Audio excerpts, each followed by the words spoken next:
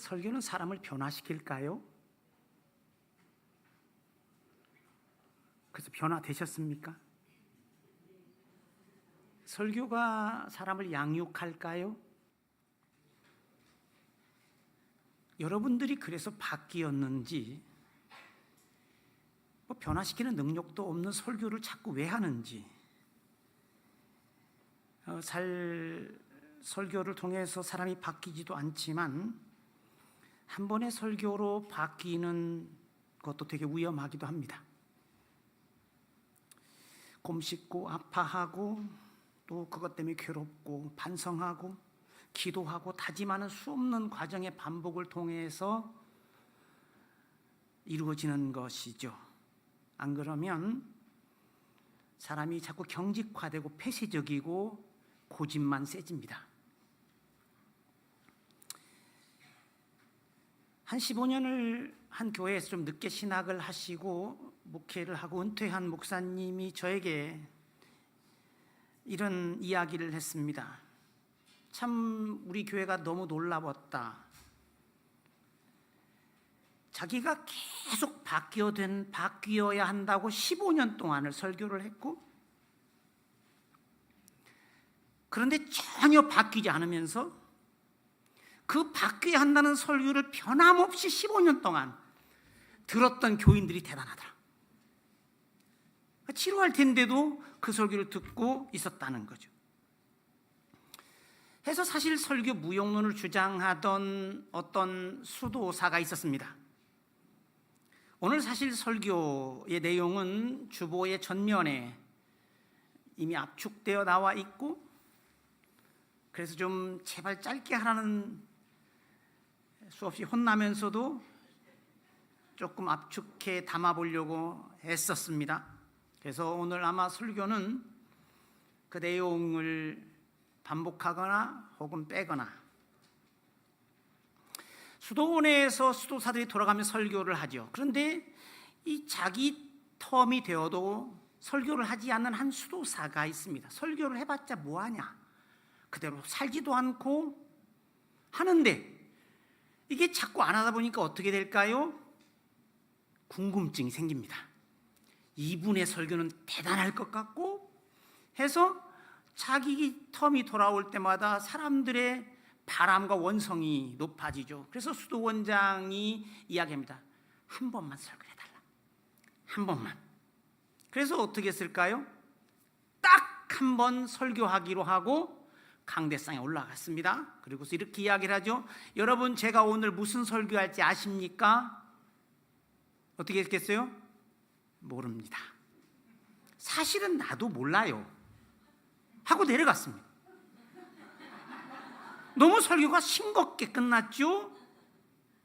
이거 이렇게 하면 되겠어요? 그래서 다시 해달라는 요구가 핏발치죠. 한 번밖에 하지 않기로 약속했지 않느냐.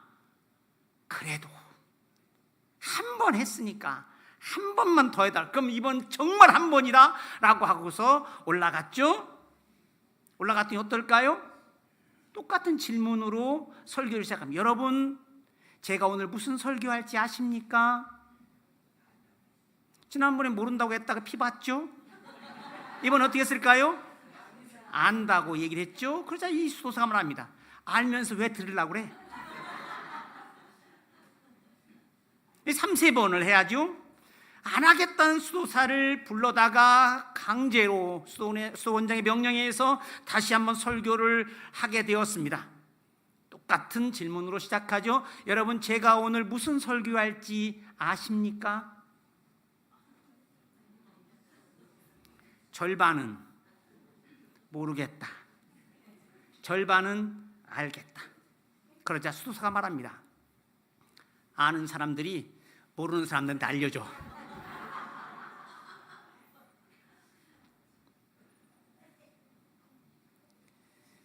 사실 설교는 뭘까요? 목사는 누구일까요? 목사는 설교자죠. 물론 사람들마다 좋아하는 설교가 있고, 이 사람의 설교는 이렇다, 저 사람의 설교는 이렇다. 우리는 많은 좋은 이야기들을 다 들으며 살아갑니다. 제가 전에 좋아했던 뭐 아침마당에 그 강연들을 들으면 얼마나 감동스러운지. 또 세바시라고 하는 게 있었죠. 세상을 바꾸는 시간 15분. 설교도 15분을 해야 되는가? 아주 놀라운 강연들입니다. 또 책 속의 프로그램으로 책 읽어주는 나의 서재라는 것도 제가 되게 좋아합니다. 한편의 설교보다 더 감동적인 이야기들이 담겨 있지만 그것들을 두고 설교라고 말하지 않습니다. 설교는 뭘까요? 목사는 하나님의 말씀을 다루죠. 하늘의 뜻을 읽어주고 해명해주는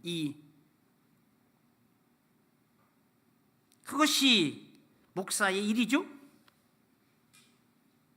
목사는 메신저, 자기 경험을 말하는 사람이 아닙니다. 내가 그동안 살아본 이렇더라 라고 많은 풍부한 경험을 여러분이 전달해 주지 않습니다.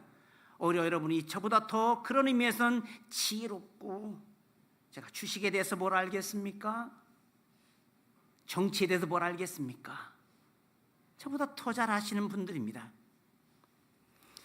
결국은 궁극적인 것, 최종적인 것을 이야기해 주려 하죠. 그런데 많은 사람들은 자기가 듣고 싶은 것들을 듣기를 원합니다. 자기 마음에 드는 이야기들을 해주는 스승들을 찾아갑니다. 디모데 후서 4장에 보면 이런 내용이 나옵니다. 사람들이 때가 되면 바른 교훈을 받는 걸 좋아하지 않고 자기 사욕을 따르는 선생들을 찾아다니게 되어 있다. 그들은 그 길을 진리에서 떠나 허탄한데, 그래서 그런 이야기들을 해달라고 자꾸만 요구하죠. 다 아시는 대로 점쟁이들은, 여러분 좋은 이야기 듣고 싶으면 점쟁이에 가면 됩니다. 점쟁이를 영어로 fortune teller, 행운을 말해주는 사람. 여러분이 듣고 싶은 이야기는 거기 가면 아주 마음에 쏙 드는 이야기를 다 할 수 있습니다. 그런데 바울은 자신을 뭐라고 이해하고 있을까요? 자신은 그리스도의 종이다. 나는 그 의식이 분명하고, 그래서 그는 이렇게 갈라디아서 1장에서 이야기를 1장 8절부터 10절에 이렇게 쭉 이야기를 하면서 이렇게 내가 사람들에게 좋게 하랴, 하나님께 좋게 하랴, 사람들에게 기쁨을 구하랴, 내가 지금까지 사람들의 기쁨을 구하였다면 나는 그리스도의 종이 아니다. 사람들은 자기 비유에 맞추기를 원하죠. 다 아시는 대로 요리를 해주면 맛이 있다 없다, 진하다, 입맛에 안 맞는다. 자신만의 언어와 생활 습관이 있죠. 그래서 어떤 실천신학자 이야기가 사실 성도들이 설교를 들으러 오는 것 같지만 오히려 반대로 듣지 않으려는 반향 감정을 가지고 있다 라고 이야기를 합니다. 이걸 어떻게 해야 할까요?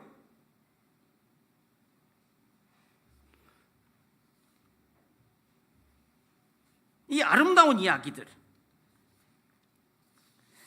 오늘 우리 본문이 말해주는 내용은 이렇습니다. 나는 너희를 위하여 기도하기를 쉬는 죄를 주님 앞에 결단코 범하지 않고 선하고 의로운 길을 너희들에게 가르치겠다. 이 표준 세번역으로 읽으면 이런데요, 나는 너희가 잘 되도록 기도할 것이다. 내가 기도하는 일을 그친다면 그것은 내가 하나님께 죄를 짓는 것이다. 그런 일은 없을 것이다. 오히려 나는 너희가 가장 선하고 가장 바른 길로 가도록 가르치겠다. 이 두 가지 특징, 그가 해야 하는 일이 무엇인지가 묻어나요. 그의 의식이 뚜렷하죠. 하늘과 땅의 중개자인 제사장이 속해 있던 레위 지파에게 했던 이스라엘의 아버지 모세의 축복에도 그렇게 나옵니다.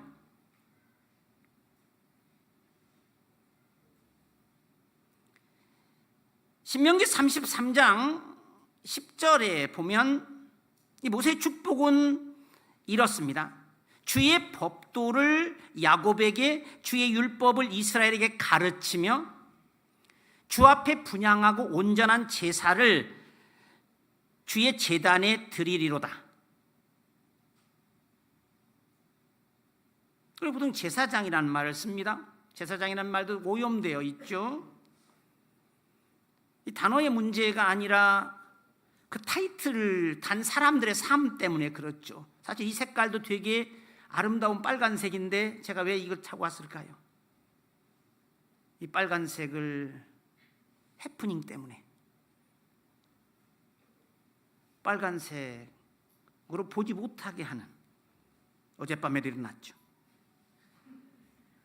이 두 가지를 하는 일이죠. 제사장으로서는 그 목사를 표현하는 충분치 못한 하나이죠.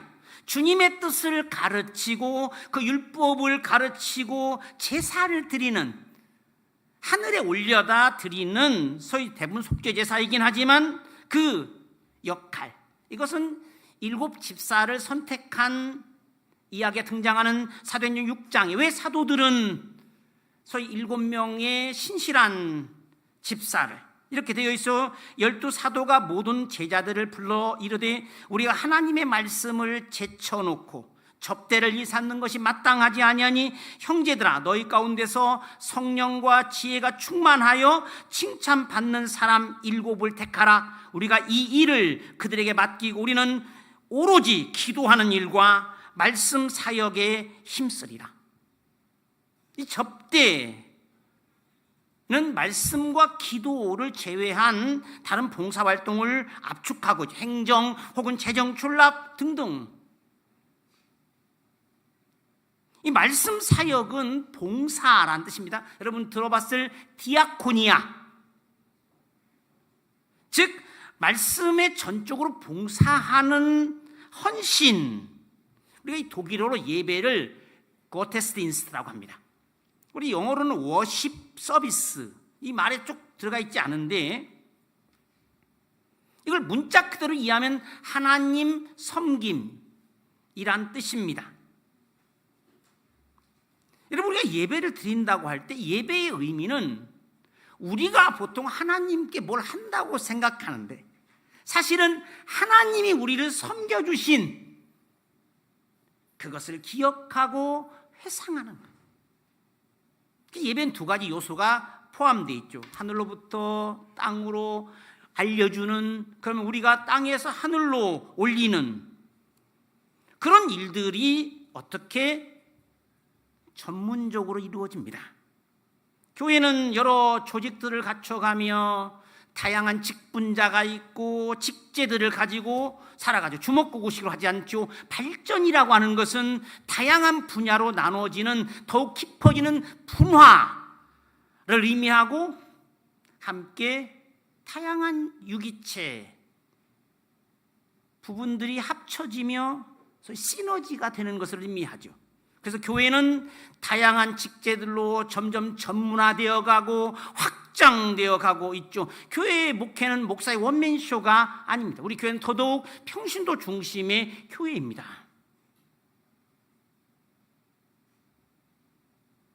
물론 시대마다 다르겠죠. 거칠고 투박한 일들을 해왔던 시절이 있다면 이제는 좀 세련되고 값지게,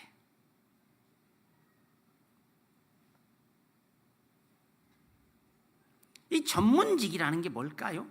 전문직, 이 일에 전념하겠다. 이 전문직 우리는 프로페셔널이라고 표현하지 않습니까? 프로페셔널하고 그래서 아마추어와 다른 프로라고 하는 말을 쓰고, 이 프로의 가장 대표적인 직업이 프로페서입니다. 교수입니다. 이 전문가죠. 이게 어디서 나온 말입니까? 이 말은 원래 수도사가 이 원래 견습 기간을 거쳐 이제부터 자신의 삶을 평생 주님께 바치겠다고 하는 헌신을 서약하다, 프로페스에서 나온 말입니다. 프로페스는 거기서 나온 말입니다. 내가 이제부터 주님을 위하여 내 몸과 마음을 다 바치겠다. 이게 전문직이에요. 목사는 무엇을 위하여? 다른 일도 하지만 이 일을 위하여 거기에 자신의 혼신의 힘을 다하는, 하늘의 뜻을 늘 살펴야 하고 성도들의 문제를 하늘에 아뢰기 위하여 하는 일이라고 할 수 있죠. 그가 다른 일들 때문에 이 두 가지 일을 할 수 없다면, 다른 일 너무 바빠서 밀려서 할 수 없다고 한다면, 그것은 자신의 직무를 다하지 못하는 것이죠. 목사 일이란 그런 일들입니다. 이렇든 저렇든 중재자로서의 자기 역할은 오늘 현대적인 언어로 이야기하면 설교와 기도, 포괄적으로 말하자면 다른 일도 물론 있죠. 많이 있습니다. 해야 하는 일들이 많습니다. 교회를 대표하는 이로서 행정적인 일도 해야 하고 신방도 해야 하고 또는 대사회적인 활동도 해야 하고, 그 모든 것들이 이 안에, 그는 설교자이고 그는 기도자입니다. 너무 바빠서 기도를 할 시간이 없다든지 말씀을 읽을 수 없다고 한다면 그는 자기 역할을 다하는 것이 아닙니다. 쉽지 않은 일입니다. 여러분의 기도가 필요합니다. 누구도 취사 선택할 수 없고 가감할 수 없는 하나님의 계명은 1.1획도 다 실천돼야 하는 것, 사람의 귀에 맞춘 것이 아니라 하나님 말씀, 우리는 하나님 말씀을 여기서 들으려고 온 것이고, 그 말씀이 어떻게 혼잡되지 않게, 마지막입니다. 바울은 고린도후서 2장과 4장에서 자기는 주의 말씀을 혼잡돼 그거 가지고 장사하거나 돈을 벌기 위한 미천으로 삼지 않고 그 말씀이 순전하게 전해지기를, 그리고 그 말씀이 빛처럼 여러분을 이끌어가는 그 말씀이 여러분의 주인이지, 그 말씀만 여러분들에게 명령할 수 있는 것이지, 그 말씀 안에서 여러분은 자유를 얻고 그것을 가장 순전하게, 다른 목적 없이 깨끗하게, 그 말씀이 믿음을 만들어내고 그 말씀이 여러분에게 자유를 주고 그 말씀이 여러분을 건강하게 한, 그걸 위하여 제가 있습니다. 여러분들이 저를 위해 기도해 주셔야 할 이유가 분명합니다. 우리 교회가 그렇게, 그래서 때때로 맞춰보려 애를 쓰지만 듣는 이에게 부담이 될 때도 있고 할 때까지 해보려 합니다. 목사를 위한 기도를 잊지 않아 주시기를 부탁드립니다. 기도합니다. 하나님 아버지, 감사합니다. 우리 인생의 등불과 영혼의 양식인 주의 말씀을 전하는 이들이 있음을 감사합니다. 그들을 통하여 주님의 뜻을 전해 듣게 되는데 그들이 주의 뜻을 왜곡됨 없이 이해하고 전하게 해주시고 그들을 통하여 주님이 친히 말씀하시도록 자신을 온전한 말씀의 도구로 내어드리도록 주님이 하시는 말씀을 전하는 전원자로서, 스피커로서 맑고 깨끗한 사람들로 살게 하시옵소서. 주의 말씀이 척박한 땅에 내리는 비처럼 이 세상을 풍요롭게 하고 목마른 영혼 각자에게 갈증을 해결하는 생수가 되도록, 이 시대에 참 선지자가 적고 진정한 목회자가 많지 않으며 선한 목자를 찾기 쉽지 않은 이때에 가야 할 길을 밝혀주는 하늘의 음성을, 주님의 말씀을 열면 거기서 나오는 그 빛을 제대로 반영하고 반사하고, 그래서 성도들에게 올바른 길을 제시하고 먼저 앞서가는 실천적인 목회자들이 되도록 우리 모두 세상과 형제 자매들에게 서로 부름받은 제사장같이 살아가게 하여 주시옵소서. 우리 구주 예수 그리스도의 이름으로 기도하옵나이다. 아멘.